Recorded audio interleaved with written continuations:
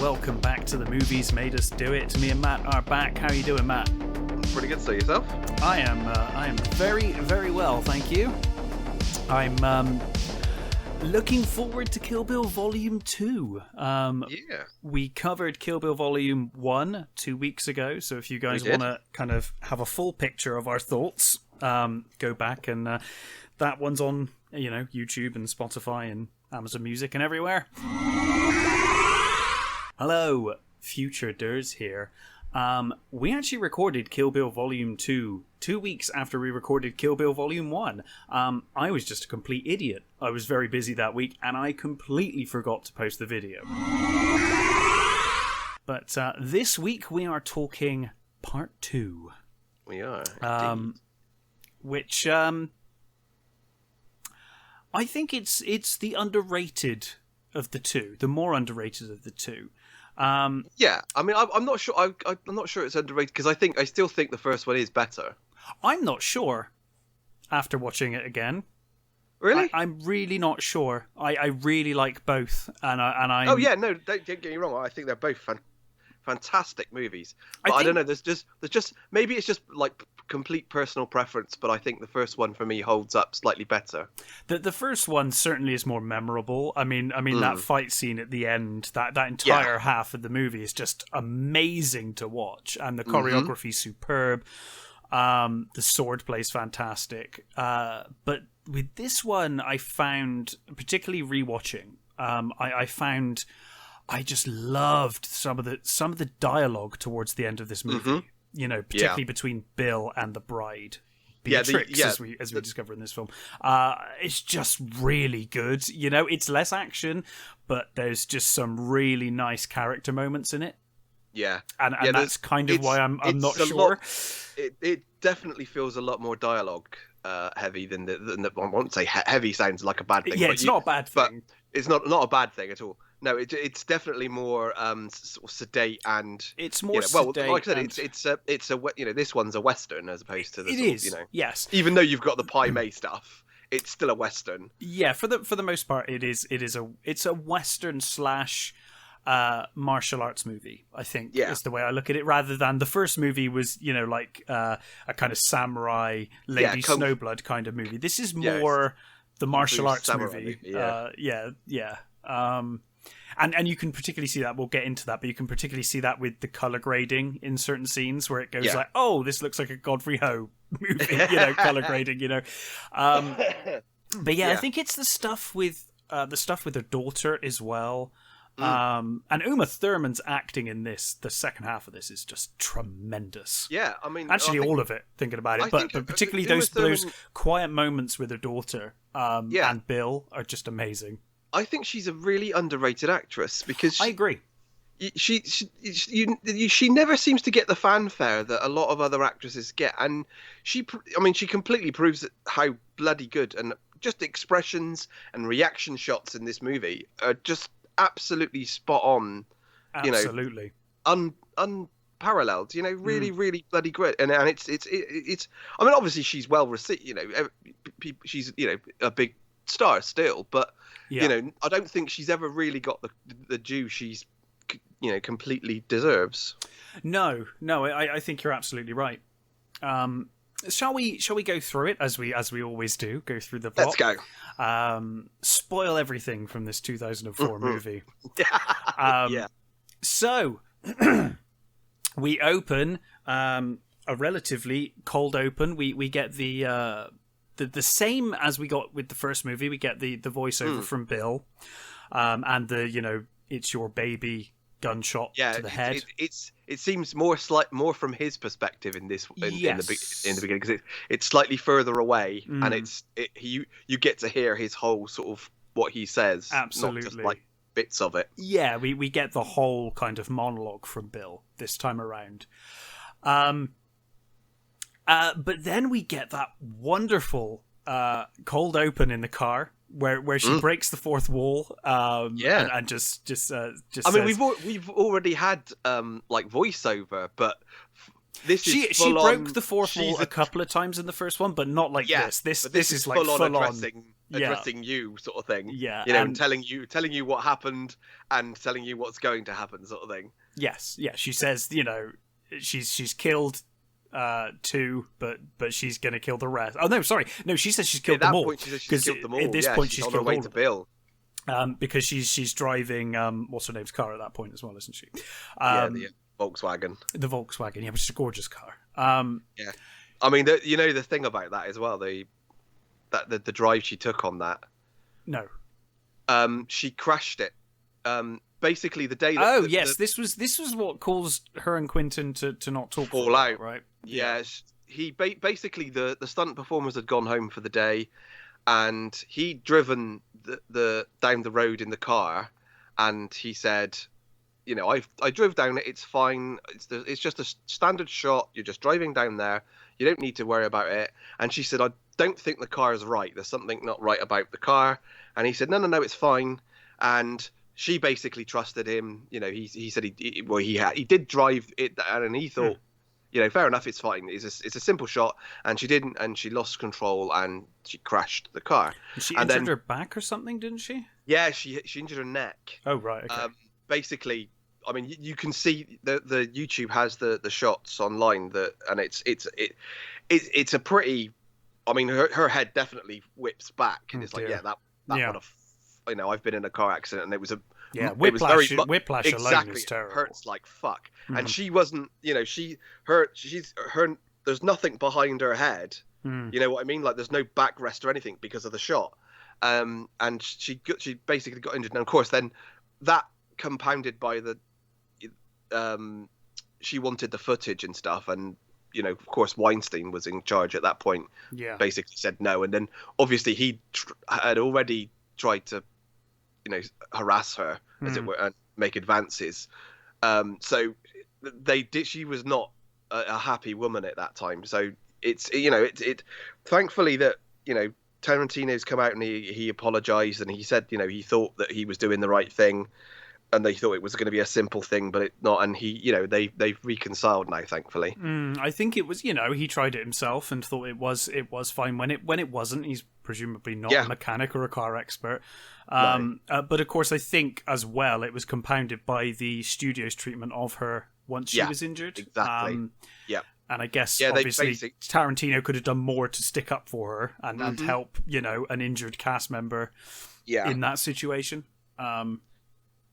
But yes, so it's a wonderful shot of her driving and kind of breaking the fourth wall, addressing the audience, saying that she's going to kill Bill. Yeah. And again, as it's a Tarantino movie, so this jumps all over the place. So apologies if I get something in the wrong place, but I think after this we get to see the attempted assassination on the bride, don't we? Yeah, we get the wedding day. The whole rehearsal. Sorry, wedding rehearsal. Yeah, the wedding rehearsal. And we get the. She explains about the massacre. The different names that the papers gave the. The Texas Chapel Massacre and all that sort of stuff, and then we get to see the new the husband to be and his friends. Yes, and one thing I will say in Bill's defense, he is a complete douchebag, this guy. Or at least he comes across like a complete twat. He's not in it for very long, but he does, I didn't find that. I just thought he just came across as just a bit of a, an unlikely partner for her. An unlikely partner for sure. And she does say to Bill, who turns up shortly, that he runs a music shop, and he looks like he runs a music shop. He totally I can imagine he runs a movie shop. Yeah. Music shop even. But yeah, so they are there on their wedding rehearsal day, and you got Samuel L. Jackson playing Rufus the piano player. Yes. Like you don't really even see. I mean, obviously it's Samuel L. Jackson. You can recognize him a mile off, and especially his voice. But it doesn't really focus on him at all. It doesn't really show you his face properly. It's sort of like almost every shot of him is like from a distance or from the back, which I quite like. Yes, it's almost like we've got Samuel L. Jackson. We're not that fussed about him though. He's just in the corner. It's fine. It's Yeah.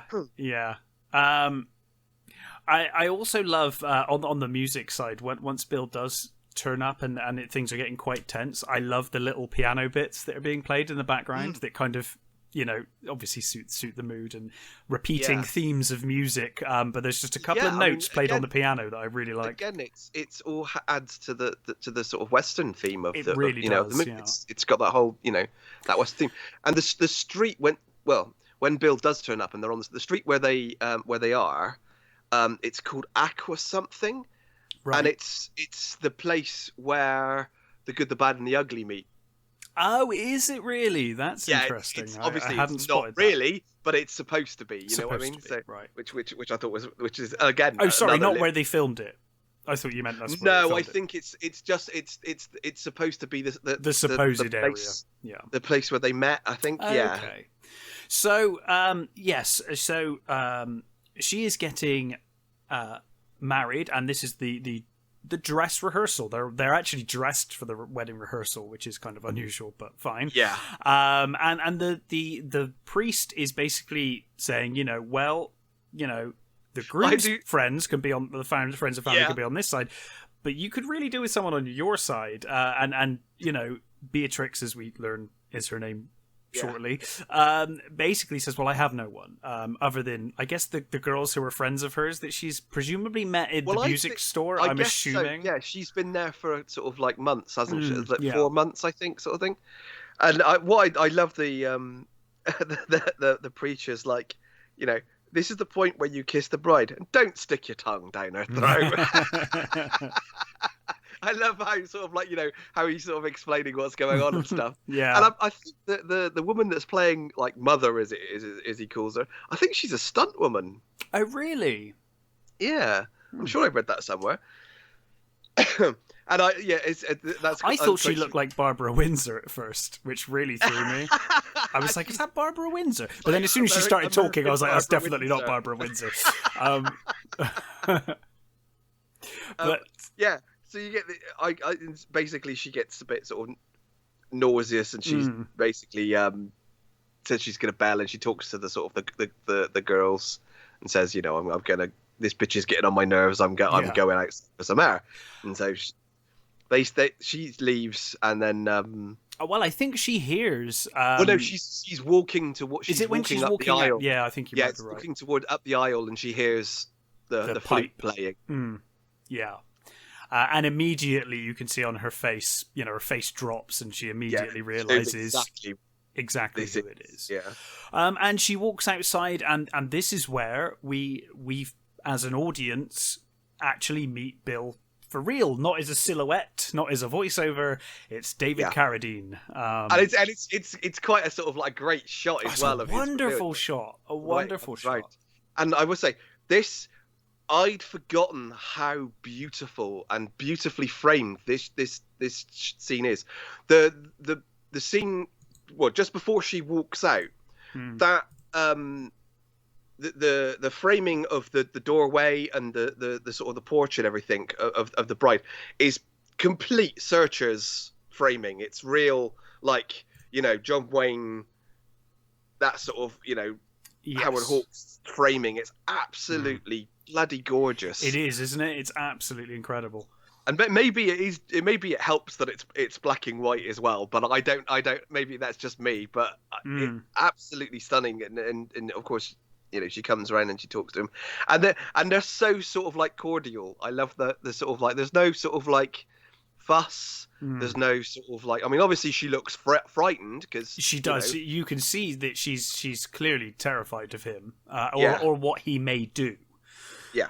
But you're right. It is very cordial. And Bill walks into the church with her and introduces. Well, no, I think what I was going to say before that is it's when they're talking about when how they have that conversation about how they met, and there is again there is that brilliant setup of like basically the camera goes to his face. And then to her face, and then it goes to their feet as they take like 2 steps towards each other each time. Yes, and it sort of goes in this beautiful cycle of like face, feet, face, and then it's like till they're literally face to face, like Yes. stood right in front of each other. Again, absolutely stunning. It's like, people forget how beautiful Tarantino's directing can be. Absolutely, and it really does. I think it almost shines here more than it does in part one in places. I think I would definitely agree with that. Yeah. So of course, Bill takes Beatrice into the church, and he introduces himself to her husband to be. Intended, yeah. And of course, it's made out that he is her father. Yep. And we find the excuse that she'd given. Wasn't he in Australia doing something, or is it padding for gold or something like that? Yeah. I love it when she says this is as her father, and it's like his expression is like brilliant. Yeah. And I love the and he says, "Oh, you can give her away," and like she's like, "No," and he's like, "Yeah, no, that would be asking too much." And the menace in that would be asking too much is like, yeah, he totally wants to kill this dude. You can tell he doesn't like the guy immediately. But he does say a couple of times, well, if it makes you happy, if that's what you want. Of course, it becomes way more menacing because we know what happens. So the way he's saying these things, like, if that's what you really want, if that's what you've, if this is the person you've chosen, we know as the audience, having watched part one, what's about to go down. And so these seemingly kind gestures come across really foreboding and horrible when you know what's coming up. It's what he says when he says when they're outside talking, and he says, I'll try to be sweet. And she says something along those lines, you said you'd be good, and he said no. He said I'll try. He says I would try to be sweet. Yeah. And I think I love that the interactions between them was so wonderful. Good, really, really good, and that continues through the film. And then you get that brilliant sort of one shot of outside.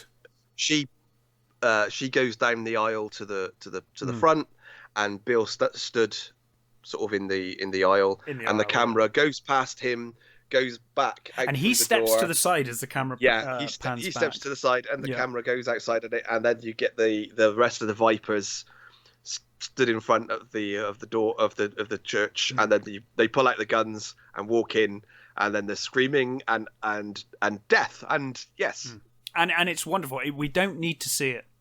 No, we don't. You just see them walking in, and the camera kind of pans back, and we just hear what happens. And of course we know how it ends, but I think, especially given all of the blood and violence in the first one, it would have been easy for them to be like, well, let's show the whole thing, let's show this gory detail. I think it's a far more effective scene for not showing it here. I just looked up that Gianni Epper, who plays the Reverend's wife. She was Linda Carter's stunt double for Wonder Woman. Oh wow, that's cool. There are pictures of her in the Wonder Woman outfit holding Linda Carter. It's brilliant. Oh, that's awesome. Just a little quick thing. So yes, obviously we know Bill shoots her in the head, and obviously she's survived to this point. Go listen to the first podcast on this, and then 4 years later, she's already assassinated Oren and Vernita. So she is then going after Bill's brother. Yeah, so we get the scene of. We get the full scene now, don't we? Because we got like a section of this scene at the end of Volume 1. We now get to see that whole scene. She deserves her revenge for what we did to her, sort of thing. Yeah. And we get the sort of him talking to Bill, and it establishes that it's his brother, and that they haven't spoken in quite some time. They don't. They don't get on. They don't quite explain what exactly happened, but you do get the impression later that it was to do with her, and that she broke his heart, sort of to do with the way the bride broke his heart, and that. And I like he says about the Hanzo sword, and he says, "Oh, and I pawned it." And he said it's like it's priceless. He says what and he it's says like $300 in Texas. Says, yeah, it's $250 in Texas. I think is what he says, isn't it? Which is great. I mean, he's totally. It's like he was clearly not good with money when because he's living in a shit hole. And he must have earned a lot as an assassin. He must have. Yeah, they must have been on massive amounts of money, but he's living in this shithole fucking caravan with a beat up, pickup, and he's just sort of sat there in his little chair with his drinking, with his margarita, his drinking his pot of tobacco juice. Ugh. Yeah, disgusting. So we see that he's obviously, for one reason or another, he's fallen on hard times. He works as a bouncer at a strip club.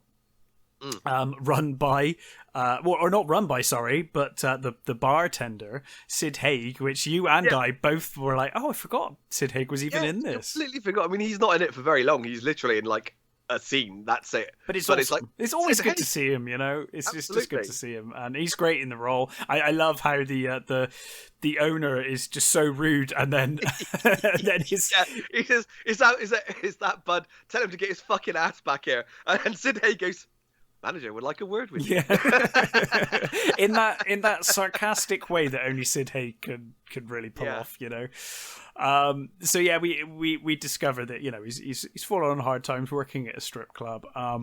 He's rubbish even at that job. He's late. He's sloppy. But of course he makes the argument that no one's here. I love the whole argument about, well, it doesn't matter. I'm 20 minutes late, but there's no one here. And it's like, so what you're saying is that you don't actually. I don't need you. Yeah. He says, you're about as useful as an asshole in my elbow, basically, is what he says. Yeah. And I love the way he starts crossing him off that, you're not working tomorrow. He's yes, I am. He goes, no. And he crosses him off, sort of thing. That whole bit. And the thing with the shit kicker hat. Mm-hmm.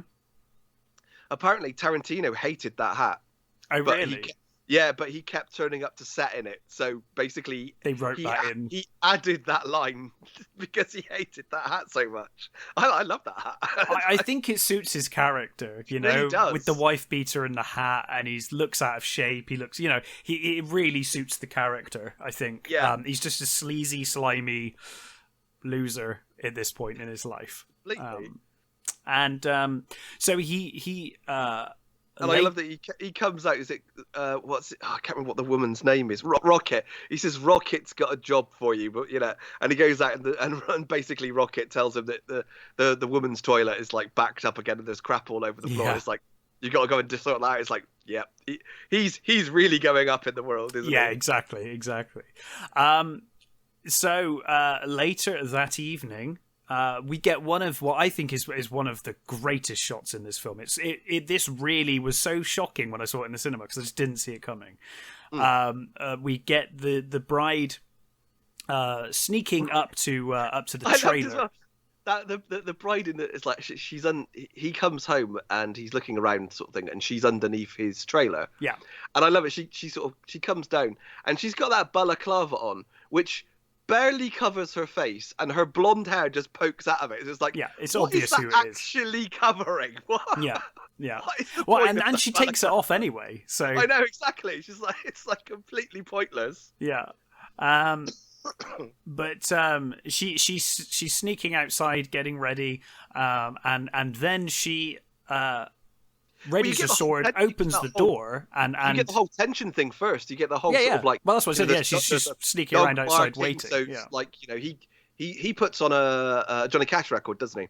Yes. And she looks under the door, and you can see his feet in a rocking chair, and then you hear dogs barking, and so she sort of backs off against the sort of the wall of the caravan, and he comes to the window, and he's like looking out, sort of above her, as it were. Yeah.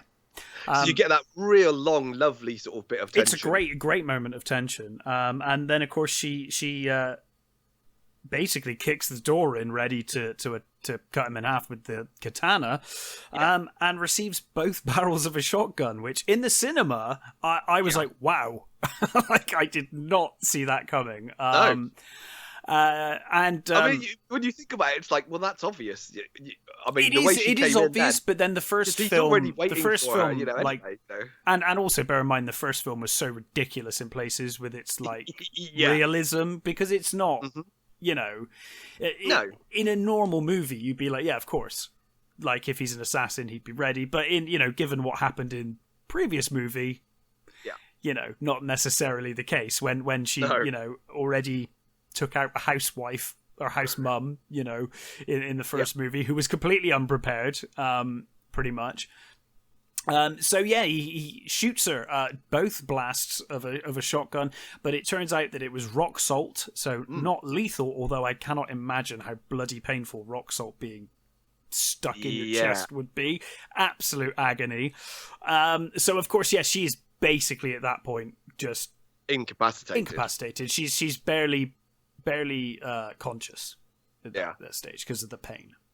And I love the way he's talking over her and how, like, yep, that must be really painful, and it's like getting shot on the tits is really bad, isn't it? And he's just sort of like walking around and reloading the shotgun, and she's just sort of like looking at him like with like daggers while she's trying to breathe through the pain. Yeah, and again, continuing the theme from the first movie of the bride being incapacitated, she spits at him again. Spits blood at him, and then she passes out. No, he doesn't. He turns her over and injects her, doesn't he? Does he do that there? I thought he'd left her there and she was pretty much passed out at that point. No, I think he may be right. And then he calls Ellie to basically say, I have got a brand new Hanzo sword. Ready to go. Yeah. And of course she says, how much do you want for it? And he says, well, it's priceless. So what does he say, 3 million or something? He repeats exactly what Bill told him in the opening, where he says, well, it's priceless. He asks for $1 million, I think, doesn't he? Or do they haggle? I think it's just, is it $1 million or so many million? I can't remember exactly the price, but yeah, it's a lot of money anyway. A lot of money. She agrees. As we discover shortly, she never got one. I don't think she ever got her own sword. I guess he only made one for Bill and Bud, I presume. Yeah, because then Bill began killing people, presumably, which is when that started. Because even Oren didn't have one. No. So, or at least if she did, she didn't make a point of showing it in the film. She seemed very surprised that there was anyone with a Hanzo sword in the first movie. Yeah, I don't think her sword has the mark, the sort of the sort of lion. No, I don't think it does. Thing on it. So yeah, he arranges to sell the sword to Ellie, and then I guess the same night, he meets with his creepy friend. Yeah. And they. I love that guy. Have you ever? He's great. I've seen him in Clark Middleton. Quite a few things. He's played. Have you ever seen? Did you ever watch Fringe? Yes. Yeah. He was the book dealer in Fringe, which I loved his character in that. Yeah. He's not in it a lot, but he was brilliant in that. I really like his. He's like, I love the fact that you don't actually see him at first. He's actually in the grave digging the hole. Yes. Sort of thing. Yeah. So yeah, she's tied up and struggling. Bud threatens to basically burn her eye out with mace. I like that he says basically you're going in, and you can either go in with a torch or you can go in blind. Is basically your options. And of course she picks the torch.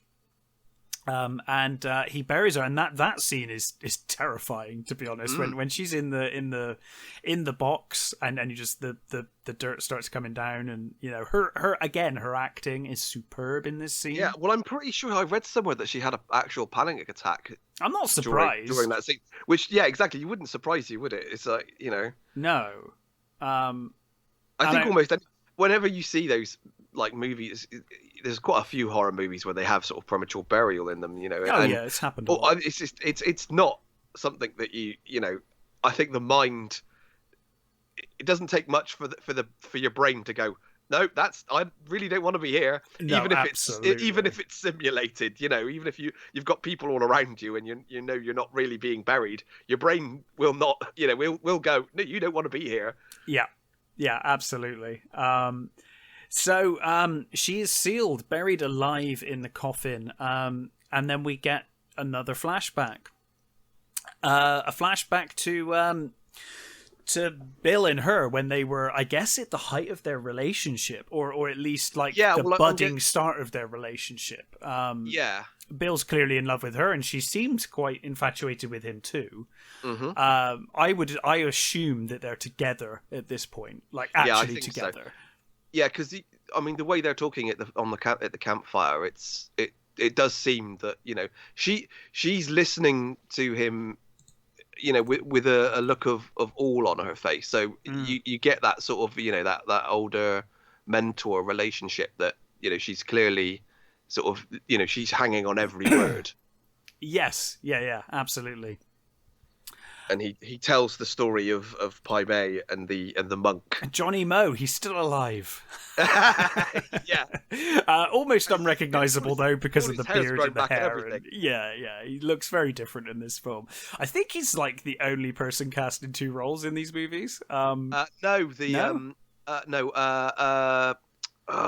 his name? The guy who plays Esteban. Oh yes. Later, he also played the cop that in the first one. He did. Yes, so he did. Of course he did. Can't remember his bloody name. I'm trying to find it. But yes, so Michael Parks. He played who's Earl McGraw in the first actor. one, and then he plays Esteban in the second one. So yeah, they are at the Beatrix is stood next to the car at the bottom of these vast steps going up into nowhere. Bill comes down bloodied and kind of beaten. Yeah. But basically says that the legendary martial arts master Pai Mei, who trained Bill, is willing to take her on. He gives her a list of things that she shouldn't do. Yeah, he basically says no American sass. Don't look at him, in the wrong way. Don't do this. He hates women. He hates women. He hates Americans. Yeah, he basically hates blondes. He hates like everything about her. Basically, he's like, everything that you are, he hates. Don't look at him the wrong way, or he will basically kill you. Is basically what he says. I like the way she says. She's saying like, how long will it take? How long will I be here for? And he doesn't really give a definitive answer. But then he says years, but it may take longer than that for you. He says, what is it? He says something about along the lines of you may have a lot of trouble in the first year or two, but it'll be fine. It's like, fucking hell. Yeah. Again, though, that's not unrealistic. I mean, if you're training martial arts to that kind of standard. Years is perfectly reasonable. Really, if you're supposed to be mastering something. Yeah, exactly. I think also again with the casting of Pai Mei, I think Tarantino was originally going to play him. I couldn't imagine that. He wanted to play him, and he wanted to do like the his lines in Cantonese with like a bad dub. Oh, I'm not sure about that. Like a bad American dub on it, sort of thing. That certainly wouldn't have aged well. Let's put it that way. No, it really wouldn't. So I'm glad he decided to use Gordon Lau in the end. Yeah. In the end. Yeah, this is where we get our foreshadowing discussion of the 5-point palm exploding heart technique. Yeah, which May knows but has refused to teach anyone. He knows it. He teaches no one. And then Bill basically packs her up with like God knows how many bags of things that she's got to take with her. And says you're going to have fun running up and down those stairs with pails of water. Yeah. And leaves her to it, and she heads up to meet Pai Mei, who I love. I love his character so much. He's such an asshole. There's a missing scene as well there that they filmed and took it out. Oh, really? Yeah, it's a scene with Michael Jai White. Oh, really? Yeah, it's the bride and Bill walking into like a Chinese village, and Michael Jai White and a group of people turn up, and he says, "You killed my master." It's on YouTube. You can watch. It's on the DVD I've got as well. We'll check that out. it's basically he's like, you killed my master, and then they proceed. Him and Bill proceed to fight. Right, and it's a nice little scene. And I guess they, for sort of timing and pacing issues, I guess they decided to take it out. I love Michael Jai White. Yeah, I do. He's awesome. He's kind of one of those people. Whenever he turns up, he's always a supporting character usually, and whenever he turns up, I just love to see him. It's like, oh, yes. And awesome. So many people forget about Spawn being one of those original, not say original, one of those earlier, superhero movies that sort of always gets overlooked. It is shit. Which is probably why it gets overlooked. Yeah, but I mean, it really, looks great. It looked great. It is terrible, but I really enjoy it, and I think it's elevated by having what's his name, Nichols, the guy who played Merlin in Excalibur. Oh, he's fantastic. Basically playing the same character. Well, yeah, he is Merlin, right? So yeah. I always. If I watch any Spawn, it's the animated series. But yes, I do. The movie, yes, he was great in it. Not his fault. Just no. It was an awkward time for superhero movies, and an awkward time for CGI, which they used far too much of in that movie. Yeah. Sometimes the cloak really works, and other times, it does not. The suit looks amazing. I mean, it's Stan Winston, so it's going to look great. Yeah, the suit's great. In fact, most of the designs are great. But yes, so in any case, she meets Pai Mei, who, exactly as Bill describes, pretty much hates her. That's how useless she is, and then basically says, "Do you think you are?" He basically says, "What are you proficient in?" And she says, she's proficient in tiger and with a sword as well. Tiger Claw and the exquisite art of the samurai sword. And he's like, I hate Japs. I hate Japs. Yeah, it's like, oh, great. That was the right thing to say then. Yeah, absolutely. Like everything she says, she can't say anything right. No. And then he challenges her. He says, "Go get a sword." Yeah. Prove your technique. Show me what you can do. Yeah. And he plays with her. She can't get a single blow in. He jumps up onto her sword, which is a great shot. And he's like on her sword, kicks her in the head. He says, "This is from this view, you can get a better look at my feet." Yeah, and then kick her in the face. And then says, "Do you show me your tiger technique?" Then So she ditches the sword. I know he throws the sword back into the thing, doesn't he? Which is amazing. Basically, he says, if you can land a blow on me, I will bow down and call you master. Yeah. So she tries, and he basically, again, everything she does, he's got flawlessly kicks her ass, counters everything, leaving her basically on the floor with her arm basically ready to be broken. He's twisting her arm behind her and saying, basically, this arm now belongs to me. Yeah, and basically reduces her to nothing. So if she came in with any kind of attitude, it's gone now. And she completely says that he's the master. She won't. She completely gives herself over to him, and he's like, it pleases him enough that he lets her live, sort of thing, with her arm. Yeah. And so he says, training will begin the next day. And I like the way he says, now that arm belongs to me. I want it. I want it strong. So you got basically punch through this board, and he proceeds to punch. But not just punch through the board. Punch through the board from the distance of your fingers. Yeah, so put your fingers against the board, then close your fist, and then punch through. Which is come on. Well, it's basically like an homage to Bruce Lee's 3-inch punch, isn't it? So. Yeah, absolutely.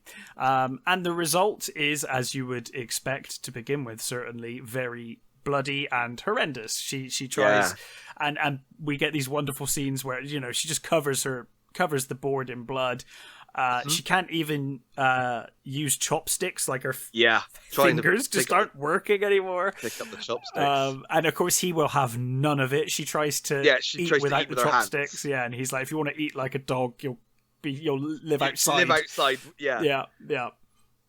And he pushes forward another bowl of rice, and she brings it closer to herself and struggles with the chopsticks, and eventually manages to get a mouthful of rice in, which he smiles at.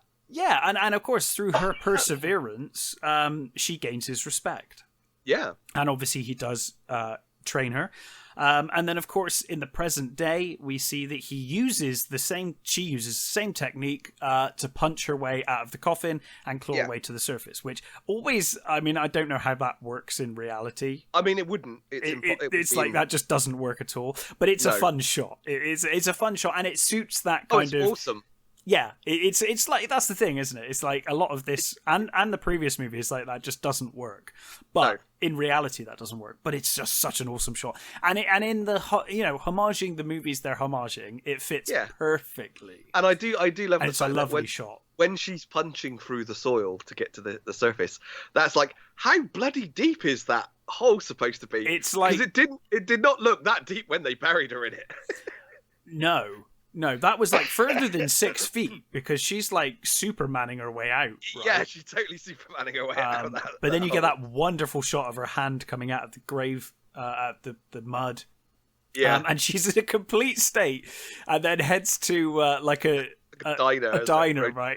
Diner. And this guy's just like looking at her coming out of the cemetery. Like drinking coffee or something, and he looks up and he sees her coming out of the cemetery. Yeah, it's amazing. You can just see this like piles of dust coming off of her, like Linus in Snoopy. He's got this. Towards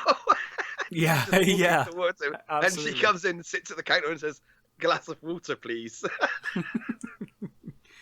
So, Ellie arrives at Bud's trailer to buy the sword, and they have some dialogue where he asks her, at the end of her career, does she have any regrets, or like how is she? Well, how does she reflect on things now that her sort of arch enemy is dead? Because he basically says, what is it? Is it regret or relief? And she says regret. She says, well, a bit of both, but mostly regret. And Bud, of course, is just joking around, being a slob, making drinks. I mean, he's basically liberally coating that place with margarita juice. Yes, yeah, absolutely. He gives her the sword, and she, he has the I guess a flight case full of money. Is that my money? Yeah. And she says it is. So he takes it and he opens it up, and you can see in her eye that there's this is not as it is, as he's expecting. But he sees all the money and he laughs, and he's like, yeah, he's laughing, taking out big wadges of cash and sort of and then uncovers a black mamba, who proceeds to bite him several times. Oh, in the face. Right on the face, yeah. And that's a great shot as well. The sort of like the snake face whack is like great. That is brilliant.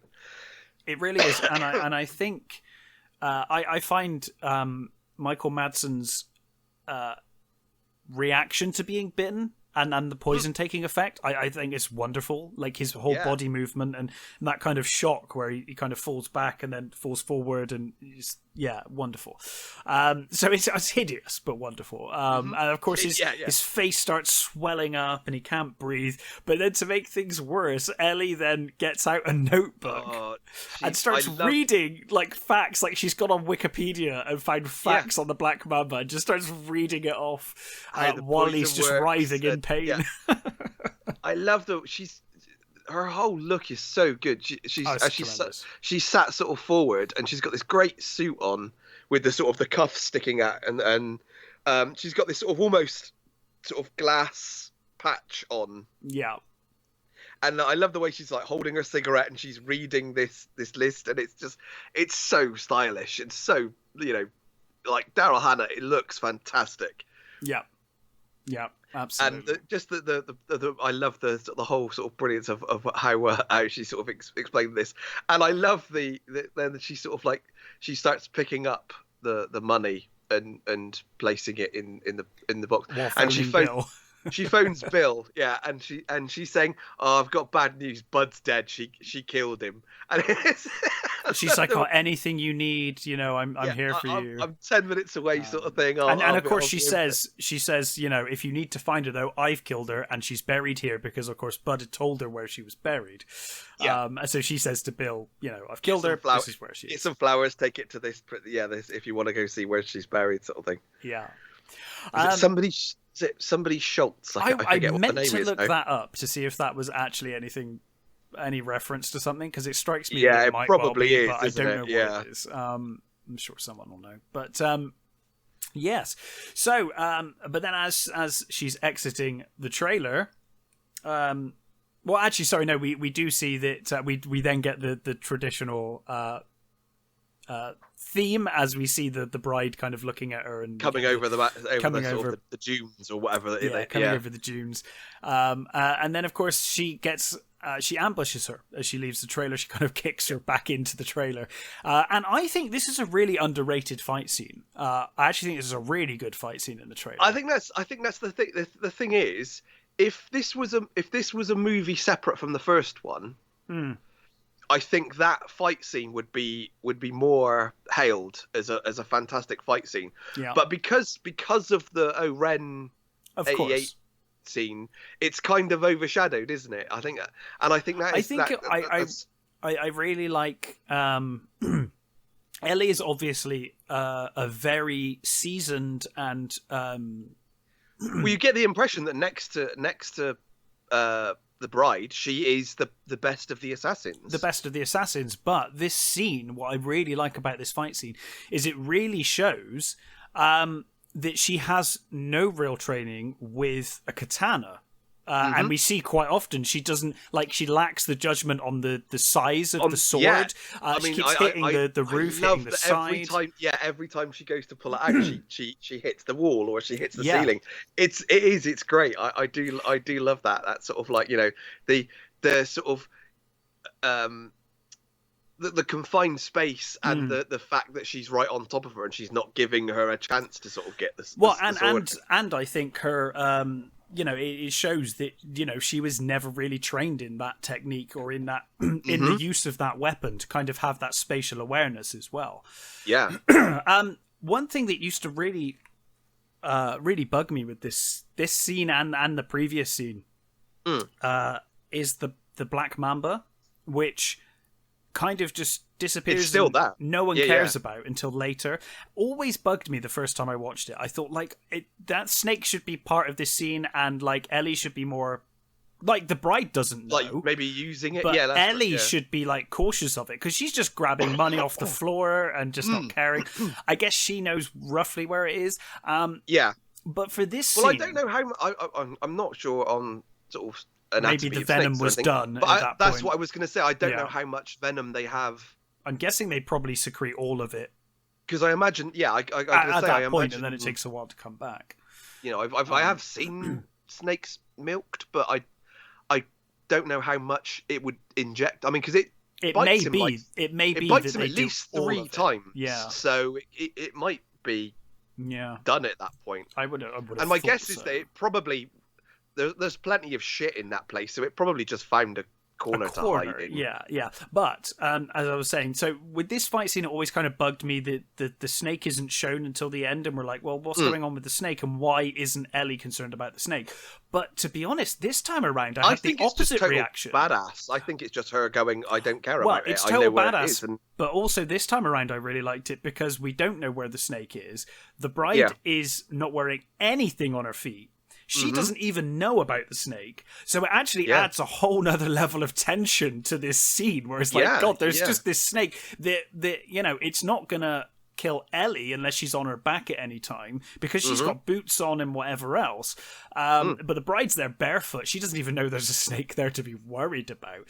No. So I think it adds an extra dimension of tension to this scene, which I really like. I think it's a wonderfully shot scene in a very confined space. Of course, we discover that Bud was just saying that he'd sold the sword to piss off Bill.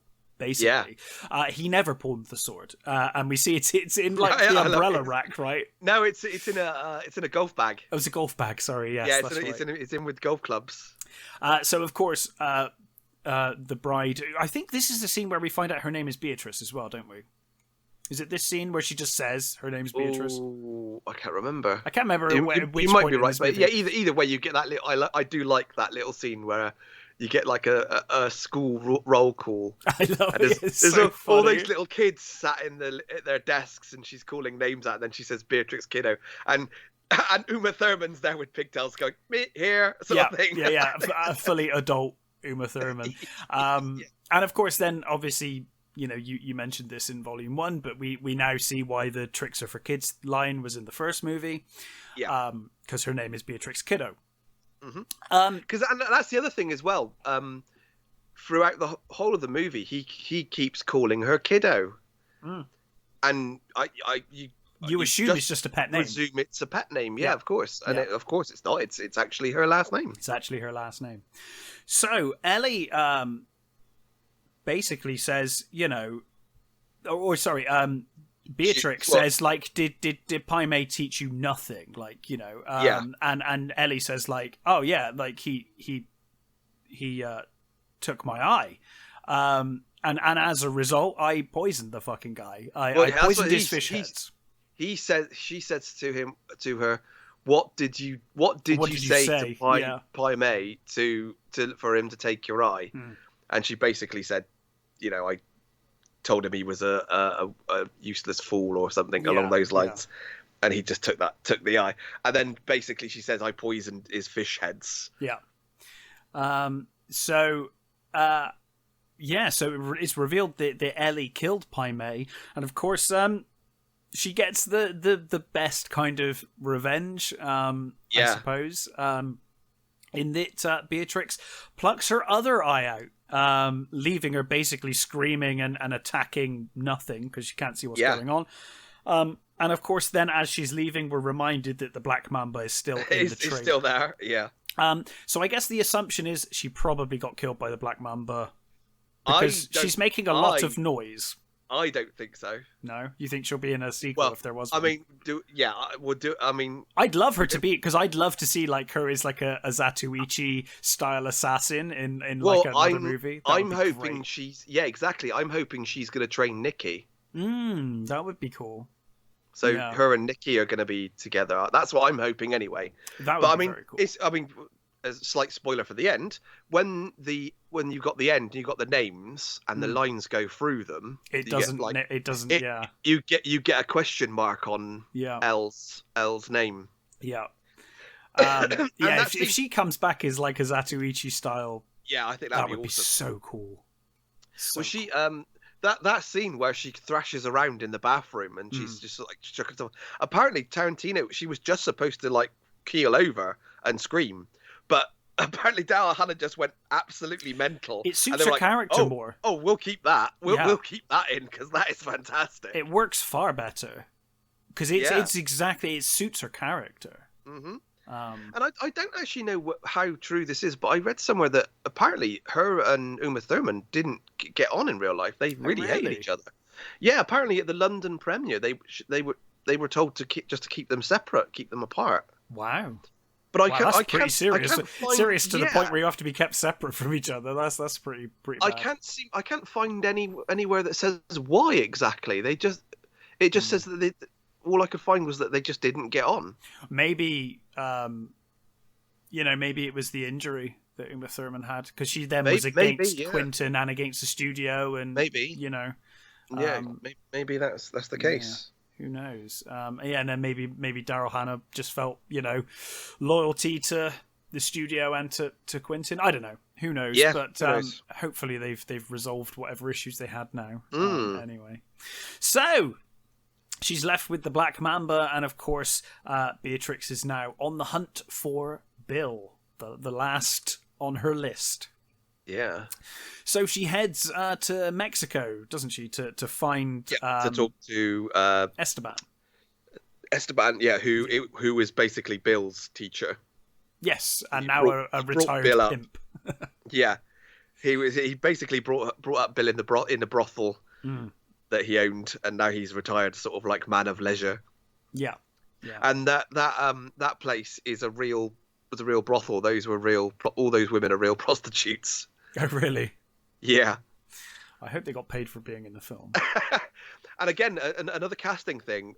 Originally, Ricardo Montalban was going to be that character. That would have been fantastic. And when they were doing the read-throughs, he couldn't make the read-throughs. Oh. So Parks read those bits, and Tarantino loved the way he did it so much that he just thought, we'll just cast you in that role as well. Cast him in that role as well. Yeah. So that's how that is. And I would have liked to have seen Ricardo Montalban do it, though. That would have been a lovely cameo. Yeah, it would have been great, wouldn't it?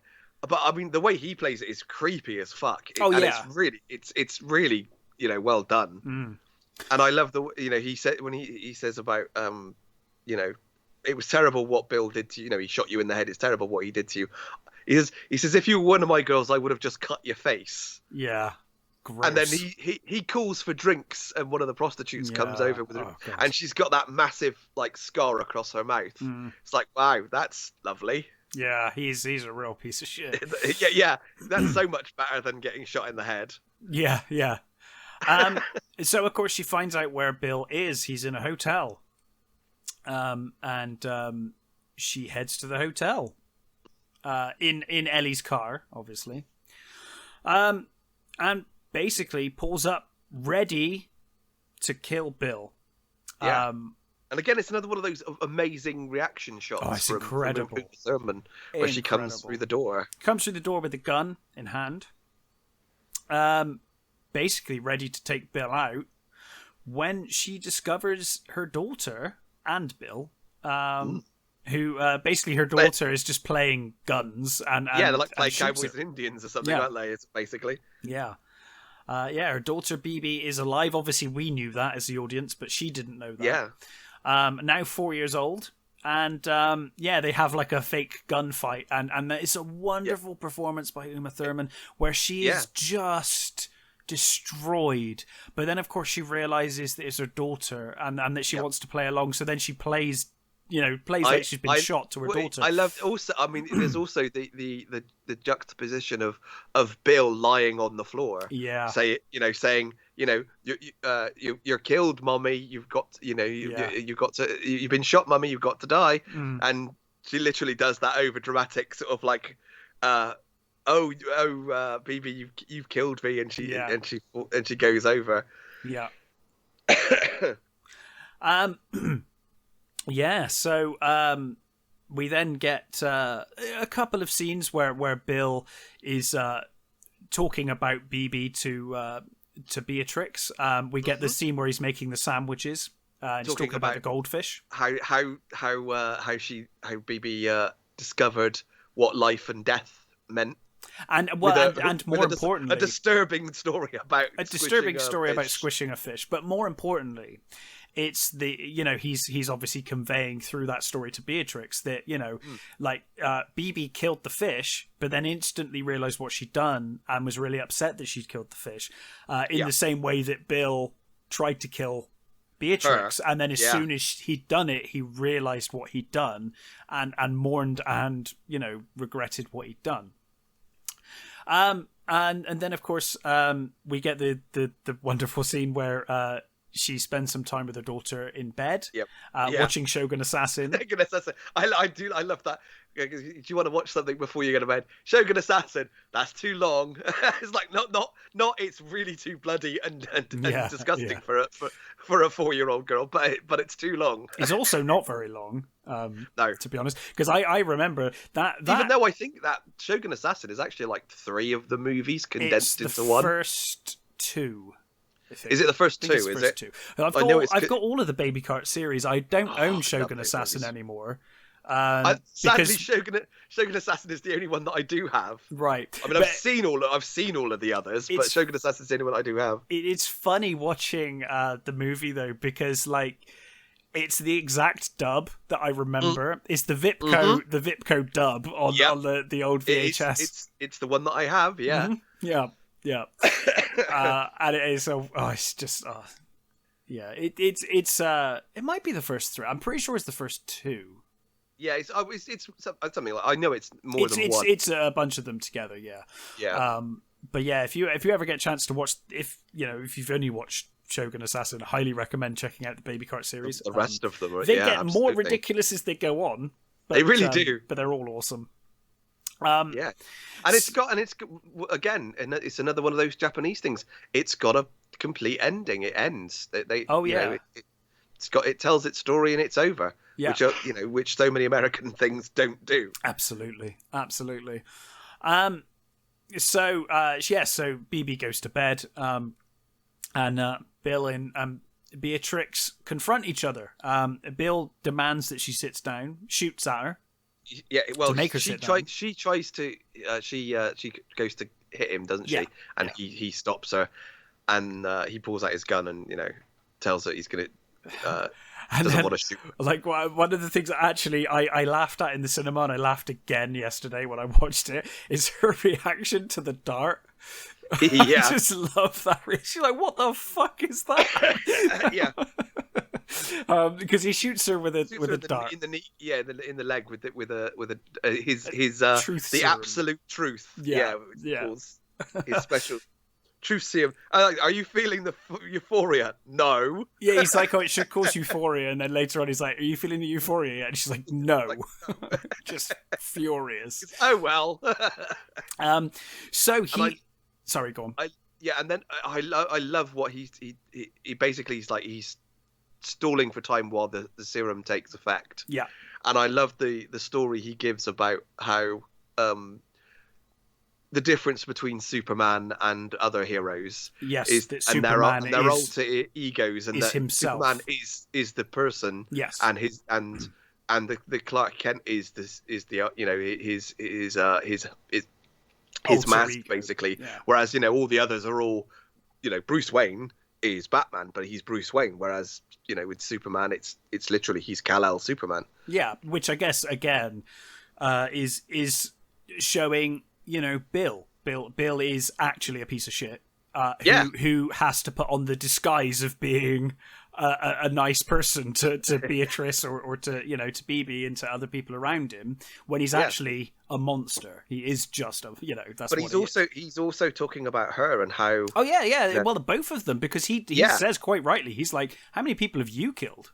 Like, you're not innocent. None of us are innocent." And he says, were you really going to settle down with that guy? Is that because that's not you? That's when the truth serum starts, isn't it? And she's like starts crying, and she's like, "No, but I would have had BB. Like, I didn't think it would work, but I'd have BB." Mm-hmm. And then of course we get a flashback as she tells the story of when she was on a mission. She's on a mission and she discovers that she's pregnant. I love this scene. This is a brilliant scene. She discovers that she's pregnant, and then she gets someone knock on the door for room service. Yeah, it's a mission. She's supposed to kill some Chinese woman, diplomat or something. Yeah, and she's there to do that. And while she's there, she discovers she's pregnant. And I like that there's a knock at the door. And I like that she drops the thing, goes to pick it up, and the shotgun comes through the door above her head, sort of thing. Yeah. And of course they end up with guns trained on each other, with Beatrix basically saying, "Look, I'm pregnant. I'm pregnant. I've just found out just this second that I'm pregnant." I do also. I love that shot of she throws the knife at the other assassin, and she literally all she does is she up tips the rifle she's using and it takes the knife with the butt of her gun, and then just casually, in just a casual moment, she puts it in front of her and pulls it back with the knife still sticking out of the side of it, which is like brilliant. It's great. So she says, she pleads with her. She basically says, "Look, I'm pregnant," and she's like, the assassin's like, "Bullshit." And she's like, "On any other day, you would be correct, but." You'd be 100% correct, but today you are 100% wrong. And she says, "Look, the test is on the floor. Check it." And so she does. They have this wonderful moment where their guns trained on each other. And I love that she goes down on her knees, like trying.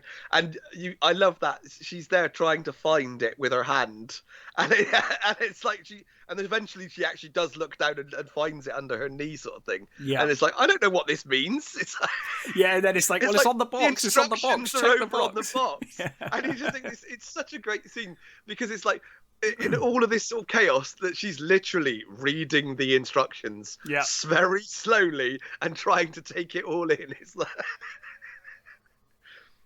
brilliant. I love that, and I love that. Like, she basically drops a thing and backs out of the room, and the door closes, and you see her face through the hole in the hole door. She shot through the door, and she says congratulations and leaves. So we discover that, obviously, after finding out that she was pregnant, she just, decided that she didn't want to be an assassin anymore. She needed to get out of that game. She knew that, for her daughter. He would claim BB, and that she'd become an assassin, probably. Yeah, she'd follow in that. She wanted to give her a clean slate and a new life. A normal life, a chance at a normal life. Yeah. Bill, of course, counters, saying that, she never said. He thought she was dead. He mourned her for like 4 months, I think. I think he says 3 months. And on the fourth month. Yeah. He thought he was hunting down who killed Beatrix, but it actually turns out to have been her, which is where he finds her. And then they sort of retreat to the garden. I think it's done during a flashback, isn't it? Suddenly they're in the garden. They've obviously been talking all evening, and he's pouring himself drinks and knocking them back. Yeah. And they're sat opposite each other on a garden table, aren't they? Yeah. In the garden they talk a little more, and then they go to fight. But he says that, there's a beach down there and we can fight with have swords. A fight. And stuff. Yeah, it's very it calls back. It calls back to Oren's fight in the first movie. Oh no, sorry. Not Oren. Sorry, it calls back to the mum. What's her name? Venetia. Yeah. Yeah, which is a wonderful scene as well, where she's like, we could go all dressed in black. It's a very similar thing, where he's like sunset or sunrise, and down on the beach. Yep. Yes, but then of course they go to fight. Bill draws his sword, but Beatrix kind of catches the sword in her scabbard, doesn't she? Yeah. And then does the exploding heart technique, the 5-point palm exploding heart technique, and thump whack. and Bill is momentarily pained, but then is kind of laughs, and he's like, "Wow, he told you, he told you, yeah. Why didn't you tell me?" And she says, "I'm just a bad person." And he's like, basically they both admit that they're bad people. Doesn't he say, "You're my favorite person"? Yeah. You're not a bad person, you're my favorite person. And it's a lovely bit of dialogue here. I really love Bill's kind of monologue here. And it's one of those things, such horrendous things happen in this movie, right? In both movies. They're truly, all of these people are pretty horrendous. We don't really know the scale of what Beatrix did. Because Beatrix is presumably just as bad as all of them. I mean, because she was his top assassin, right? But I do love this kind of, beneath it all, they all have love and respect for each other. Yeah, well, and those two completely love each other. They completely do. But even in the first one, you had Oren, who basically is like, actually, sorry, you are really skilled. I do respect you for who you are. Obviously, Ellie sees Beatrix as like her arch enemy, her but rival, still has absolute respect for her. The main reason she kills Bud is because he took away the chance for her. Yeah, because he's a horrible shit kicking prick. And because she says that she gave Beatrix a cowardly death. It wasn't a fair death. So there's that kind of respect going throughout this movie between all of the assassins. Mm-hmm. And obviously it's made worse here because there is something between Bill and Beatrix. They love each other, or loved each other. And you also get the fact the feeling that Elle has sort of taken over as Bill's lover since the bride has been away. Yeah. So you have that, she obviously loves Bill as well. So you've got that whole sort of dynamic with that too. Yeah. And I absolutely love that. He's got these sort of like you can just see sort of like little traces of blood on his shirt, and he's like bleeding from the mouth. Yeah, yeah. And I love the way he just sort of resigns himself to his fate. Yeah, he's not like, I'll just be in a wheelchair for the rest of my life. He's like, no, I'm going to do this. I mean, I assume it'll kill you anyway eventually, but it's I presume so. I mean, he explains earlier on that, once it happens, you take 5 steps and then you die. Yeah, so my first thought was, well, I'll never walk again. But I guess I'm assuming it will kill you anyway, but it just, either in like 10 minutes you'll be dead, or if you walk 5 steps, you die. I'm assuming it's like any level of stress on the heart causes you to. Any your heart rate elevates to a certain point, then it explodes.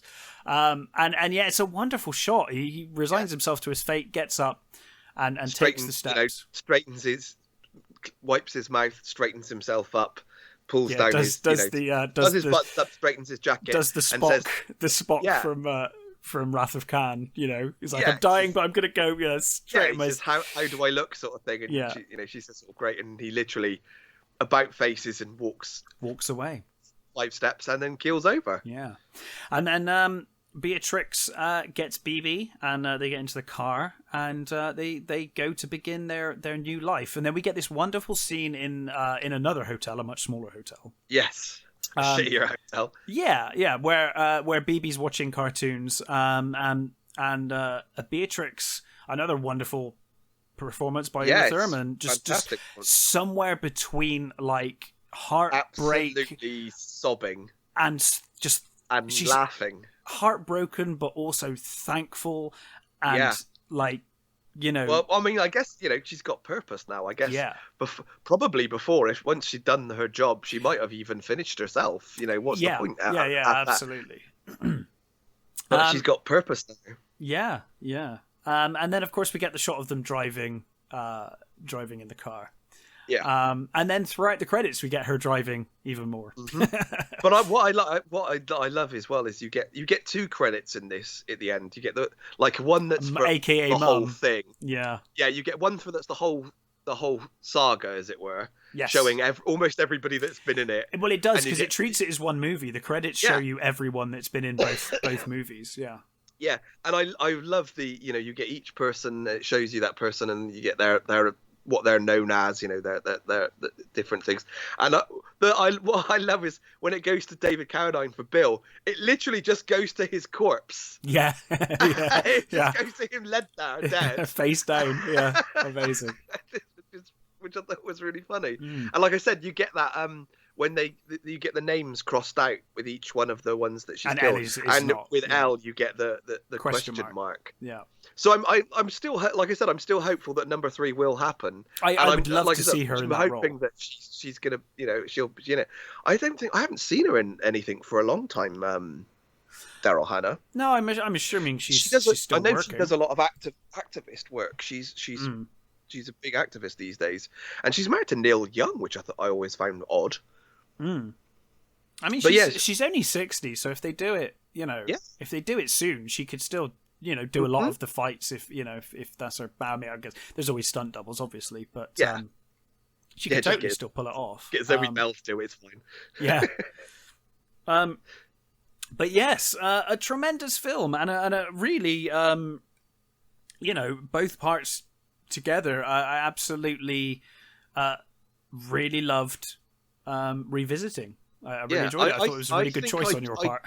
I genuinely appreciated the second one a lot more this time as well. Yeah, I think really did. I guess I sat there with a slightly more critical eye, and I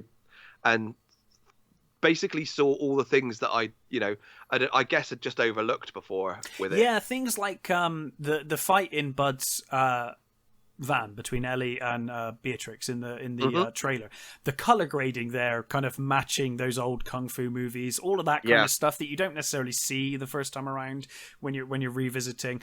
And like I said, for me, this movie, just some of the dialogue in the last half of this film is just superb. Yeah, and the acting, Uma Thurman's acting is just unbelievable. Yeah, she's fantastic. And I've always loved the Superman speech at the end. That's always stuck in my head because I mean I'm a big Superman fan. So, it's just a great little speech. And yeah, the dialogue and the conversations. I mean, Tarantino does conversations really well. He always has done. Yeah. And when you've got such brilliant actors as Thurman and Carradine doing these great sort of like two-handers, it's just fantastic. Yeah, absolutely. Yeah, truly brilliant. Good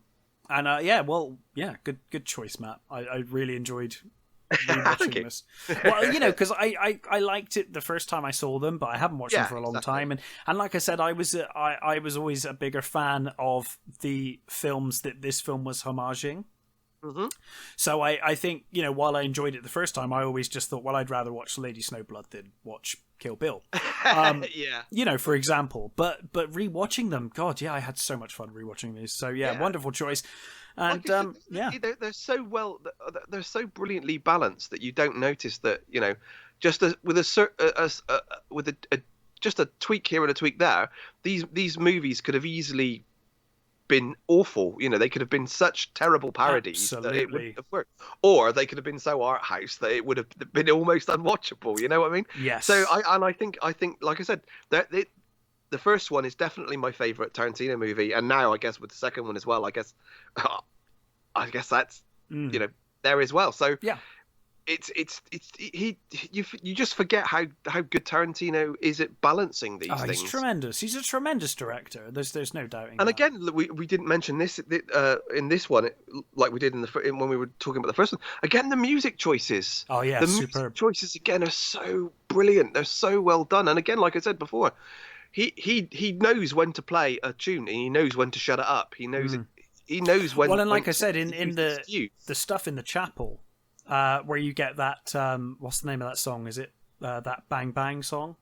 Yeah. You get that just on the piano. Just he's like, Samuel Jackson just taps a couple of notes from that on the piano while Bill and her are talking, and it's just little bits like that. It's so good, so good. Mm-hmm. But yes, Kill Bill Volume 1 and now Volume 2. Wonderful films, highly recommended from both me and Matt. Thank you for listening, everybody, and we will catch you next time. Bye.